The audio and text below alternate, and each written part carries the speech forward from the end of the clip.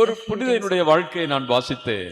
And I read about the life of a saint. அவள் ஒரு இளவரசியாக இருந்தாள். She was a princess.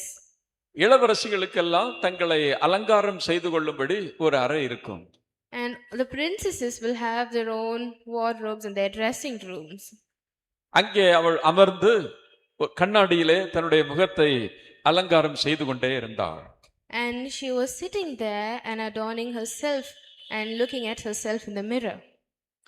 அப்படி அலங்காரம் செய்து கொண்டே இருக்கும் பொழுது கண்ணாடியிலே அவளுக்கு பின்னாலே ஒரு பாடுபட்ட சுரூபம் இருந்திருக்கிறது. And as she was looking at herself in the mirror, she could see the cross behind her. அவள் பார்த்து கொண்டிருந்த அந்த கண்ணாடியிலே அந்த உருவம் தெரிந்து விட்டது.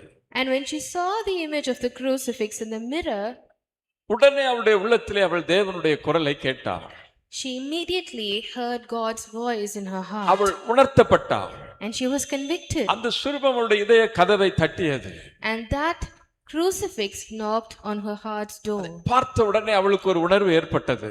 And immediately she felt, விண்ணையும் மண்ணையும் படைத்த அந்த தெய்வம் இப்படி அலங்கோலமாய் தொங்கிக் கொண்டிருக்கும் போது அழிந்து போகிற என் முகத்திற்காக இப்படி அலங்கரித்துக் கொண்டிருக்கிறேனே என்று அவளுடைய உள்ளம் உறுத்த ஆரம்பித்தது.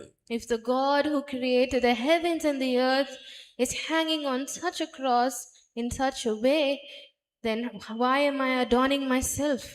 தேம்பி தேம்பி தேம்பி அவள் அழ ஆரம்பித்தாள். And she began to weep and cry அழுது தன்னை ஆண்டவருக்கு ஒப்பு கொடுத்தாள். and gave herself to the Lord. இந்த உலக வாழ்க்கை வேண்டாம் என்று துறவரத்திலே போய் சேர்ந்து கொண்டாள். And she